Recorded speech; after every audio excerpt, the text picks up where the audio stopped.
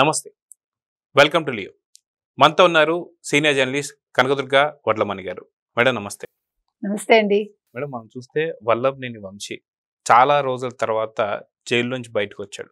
కానీ ఇప్పుడు supreme court serious అయింది. ఏదైతే హైకోర్టు ఇచ్చినటువంటి ఒక బెయిల్ ఏదైతే ఉందో అది ఎలా ఇస్తారని చెప్పేసి.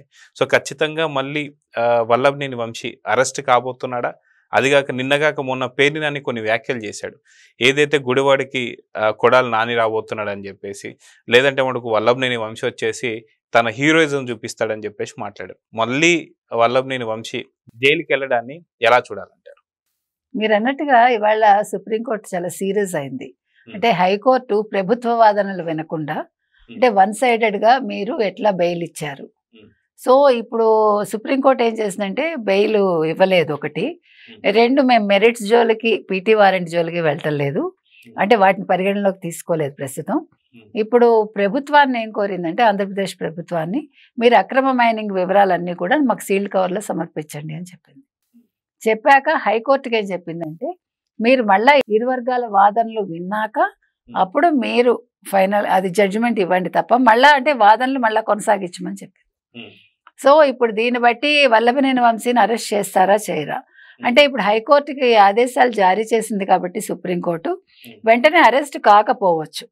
కాకపోతే ఏంటంటే ఇప్పుడు ఇందులో మనకి హైకోర్టు ఎందుకు వన్ సైడెడ్గా ఇచ్చిందనే దాని మీద కూడా మనం ఇప్పుడు మాట్లాడటానికి లేదు.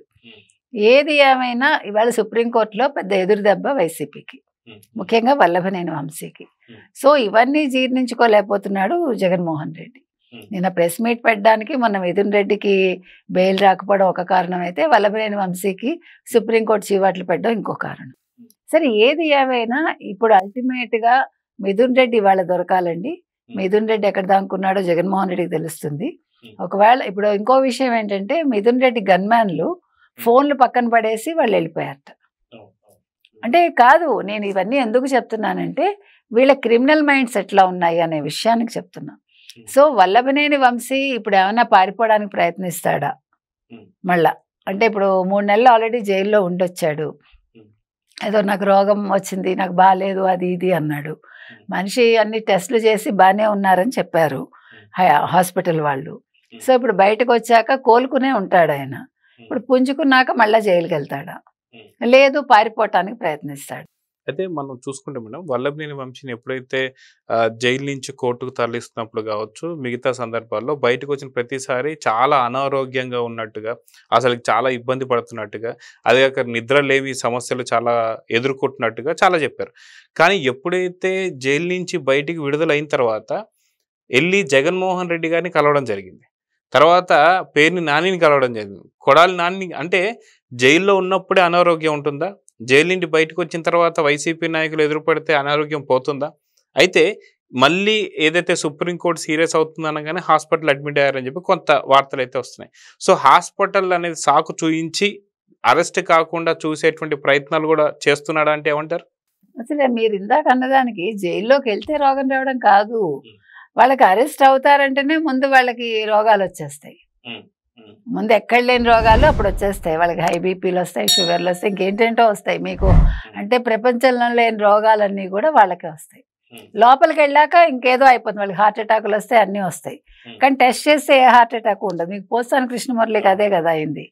కాబట్టి వీళ్ళందరూ కూడా నటనలో ఆరితేరిపోయారు. అంటే జగన్మోహన్ రెడ్డి శిక్షణ తీసుకున్నారు కాబట్టి నటించడం అనేది వాళ్ళకి అవలీలగా జరుగుతుంది. మీరు మళ్ళీ మహానటి లేకపోతే ఇంకేదైనా అన్నారనుకోండి, మళ్ళీ వాళ్ళు బాధపడతారు. అదేదో పెద్ద తప్పు, వాళ్ళకి బూతులా వినిపిస్తుంది. కాబట్టి వాళ్ళు మహానటి అనకూడదు. ఇంకేదైనా మీరు బూతులు తిట్టగలిగితే వాళ్ళ చెవులకి ఇంపుగా ఉంటుంది. కాబట్టి వీళ్ళందరూ కూడా నటనలో ఆస్కార్ అవార్డ్స్ కొట్టేశారు. మళ్ళీ ఆస్కార్ కూడా ఏడుస్తుందిలేండి, కానీ ఇంకా తప్పట్లే, ఇంకా మనకి పదాలు దొరకట్లే. వాళ్ళ స్థాయికి మనం ఎదిగి మనం మాట్లాడలేం. అయితే ఇక్కడ మనకు ఒకటి గమనించాల్సినటువంటి విషయం ఏంటంటే మేడం, హైకోర్టు తీసుకున్నటువంటి ఒక డెసిషన్ని సుప్రీంకోర్టు తప్పట్టింది. అంటే గత వారం క్రితం కూడా మనం చూసాం. ఒక ఎవరైతే జడ్జి ఉన్నారో శ్రీనివాస్ రెడ్డి అని చెప్పి, ఆయన కూడా ఏమన్నారు, నేను ఏది చేసినా సరే అది వైసీపీకి అనుకూలంగాను కూటమికి వ్యతిరేకంగాను ఉన్నట్టుగా కనిపిస్తుంది. ఇప్పుడు నేను తీసుకున్నటువంటి ఒక ఏదైతే తిరుమల తిరుపతికి సంబంధించి కల్తీ నెయ్యికి సంబంధించి వాళ్ళకి కూడా బెయిల్ ఇచ్చేశారు. సో మళ్ళీ నన్ను ట్రోల్ చేసే అవకాశం ఉందని చెప్పేసి కూడా అన్నారు. సో ఇలాంటివి చూస్తున్నప్పుడు అలాంటి అనుమానాలు కలుగుతాయా? ఎందుకంటే మనం చూసాం సుప్రీంకోర్టు జడ్జిలు కూడా కొంత నోట్ల కట్టలు తీసుకున్నటువంటి ఒక కొంత ఇన్ఫర్మేషన్ కూడా వచ్చింది. సో బహిరంగంగా వాళ్ళే బయట పెట్టారు కాబట్టి అదే కోవలోకి వస్తుందా ఏదైతే వల్లభనేని వంశీకి ఇచ్చిన బెయిల్ అంటే ఏమంటారు? ఉండొచ్చు. ఇప్పుడు శ్రీనివాసరెడ్డి గారు గుమ్మడికాయల దొంగ అంటే భుజాలు తడుకున్నట్టుగా నన్ను ట్రోల్ చేస్తున్నారు అని అన్నాక మళ్ళీ లాస్ట్ బెయిల్ ఇప్పించాడు ఆయన. మాట చెప్పాక కల్తీ నెయ్యికి సంబంధించి ఇచ్చారు. మీకు తెలిసి మొత్తం అంతకు ముందు వచ్చిన బెయిల్స్ అన్ని మీకు తెలిసి ఎవరికి వచ్చాయో. కాబట్టి మీకు సందేహం రావడం సహజం. బికాజ్ మనం మనుషులు అండి, ఈ దేహం ఉండేంత వరకు ఉండేది సందేహం అంట. కాబట్టి మనం దేహంతో ఉన్న మనుషులం కాబట్టి మనకు సందేహం రావడం సహజం. దాన్ని మీరు కోర్టుల్ని ప్రశ్నించడంగా భావిస్తే మనం ఏం చేయలేం. మనం కోర్టులను ప్రశ్నించట్లేదు, ఓన్లీ శ్రీనివాసరెడ్డి గారి సందేహాన్ని మనం తిరిగి ప్రశ్నిస్తున్నాం అంతే. అంటే ఇది కాక గతంలో కూడా చూసుకుంటే మనం జగన్మోహన్ రెడ్డి గారికి సంబంధించినటువంటి ఒక ఏదైతే ఈడీస్కి సంబంధించినటువంటిది అది కావచ్చు, లేదా మనం చూసుకుంటే వైఎస్ వివేకానంద రెడ్డికి సంబంధించి కావచ్చు, ఎంతోమంది జడ్జిలు కరెక్ట్ తుది తీర్పు వచ్చేటానికి వాళ్ళు మారిపోవడము, లేదంటే అక్కడి నుంచి బదిలీ అయిపోవడం, లేదంటే చనిపోవడంలో చాలా వరకు జరుగుతూ వస్తున్నాయి. దాదాపు 6 మంది జడ్జిలు మారిన సంగతి. సో ఇవన్నీ వింటుంటే ఎటు వెళ్తుంది న్యాయస్థానం అంటే ఏం చెప్తారు? అది వాళ్ళు నిజంగా వాళ్ళ ఆన్సర్ ఇవ్వాలండి. 6 జడ్జీలు 12 సంవత్సరాల మధ్యకాలంలో మారిపోయారంటే మీకు ఏమవుతుందంటేనండి, కేసులు చిత్రంగా ఉంటుంది మనకి. ఇప్పుడు మీరు కేసు మొత్తం జరుగుతుందండి, మీరు మొత్తం వివరిస్తారు, వివరించాక రెడ్డొచ్చి మొదలాడంటారు మీకు. అంటే అలాగా ఇప్పుడు ఈ జడ్జి ట్రాన్స్ఫర్ అయిపోయాడు అనుకుందాం, అవగానే ఇంకో జడ్జి వస్తారు, జడ్జి రాగానే మళ్ళీ మొదలు పెట్టాలి కేసు. మళ్ళా మొదటి నుంచి అది ఎండ్కి వచ్చే టైంకి, అంటే దాని మీద ఏదో ఒకటి వెలువడుతుంది అనుకునే టైంకి ఆ జడ్జి ట్రాన్స్ఫర్ అవడము మీరు చెప్పినట్టుగా, లేదంటే కొంతమంది చనిపోవటం కూడా జరిగింది. అలా 6 జడ్జీల విషయంలో జరిగింది. అంటే 12 సంవత్సరాల కాలంలో 6 జడ్జీలు బదిలీ అవటమో చనిపోవడమో జరిగి ఆ కేసు మళ్ళా అక్కడ ప్రారంభంలోనే ఆగిపోయింది.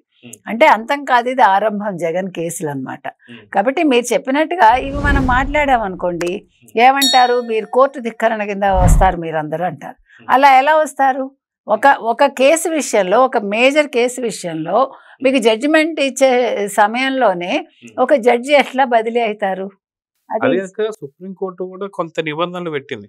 ఎవరైతే ఇలాంటి రాజకీయ వ్యక్తులు ఉంటారో వాళ్ళకి సంబంధించిన సమస్యలన్నీ కూడా సంవత్సరంలో తీర్చేయాలని. అదే చెప్పిన మాట. మరి 12 ఏళ్ళు అయినా ప్రభుత్వాలు ఏం చేస్తున్నాయి? కేంద్ర ప్రభుత్వం ఏం చేసింది? వాళ్ళ హయాంలో కూడా 5 ఏళ్ళు అతను ఉన్నారు కదా, మరి ఎందుకని ఏమీ జరగలేదు? ఇది ఎవరిని మనం నిందించాలి? మరి కోర్టులు ఇలా ఉండి, ప్రభుత్వాలు ఇలా ఉంటే, మరి తప్పులు చేసిన వాళ్ళు దర్జాగా తిరుగుతూ ఉంటే, మహల్స్లో వాళ్ళు ఉంటే, సామాన్య ప్రజానీకం మాత్రం రోడ్డు మీద ఏడుస్తున్నారు. కాబట్టి ఇవాళ మీకు మిథున్ రెడ్డి కేసు తీసుకున్నా, ఏది తీసుకున్నా, వీళ్ళందరూ ఎలా మేనేజ్ చేస్తున్నారు, ఎలా తప్పించుకుంటున్నారు? ఇవాళ లేకపోతే పెద్దిరెడ్డి కూడా మనకు ఏదైనా ఒక 72 ఎకరాల్లోనే ఎంతో పెద్ద పని వాళ్ళకు ఒక విల్లా కట్టించాడు కదా పని వాళ్ళ కోసం. సో ఇవాళ ఆ విల్లాలో ఏమైనా మిథున్ రెడ్డి దాక్కున్నాడా? ఆ పని వాళ్ళ విల్లాలో అది కూడా కొంచెం పోలీసులు సెర్చ్ చేయాలి. 1 తాడేపల్లి ప్యాలెస్ సెర్చ్ చేయగలగాలండి, 2 యలహంక, 3 ఆ పెద్దిరెడ్డి ఆ విల్లా ఏదో 72 ఎకరాల్లో, లేదంటే ఆయన ఏ ఎయిర్పోర్ట్లో ఉంటాడో వెతుక్కోవాలి. సో అందుకని పట్టుకోవడం అయితే రేపు పట్టుకుంటారండి, అంత తొందరగా పారిపోలేదు లుకౌట్ నోటీస్ కాబట్టి. మనం రేపటికి ఏమైనా మిథున్ రెడ్డి దొరుకుతాడని నేను అనుకుంటున్నాను. సో చూద్దామని ఖచ్చితంగా వల్లభనేని వంశీ కూడా తనకి ఇచ్చినటువంటి బెయిల్ ఏదైతే ఉందో అది నిజంగా సుప్రీంకోర్టు తప్పుపడ్డాన్ని మాత్రం హర్షించాలి. వాస్తవానికి మళ్ళీ అరెస్ట్ కాబోతున్నాడంటే అవుననేటువంటి ఒక సమాధానం లభిస్తుంది. అది వల్లభనేని వంశీ కావచ్చు, అదేవిధంగా మీరు అన్నట్టుగా మిథున్ రెడ్డి కావచ్చు. సో చూద్దాం రేపు ఏం జరగబోతుంది. నమస్తే. నమస్తే అండి. Please subscribe to Leo news for more videos.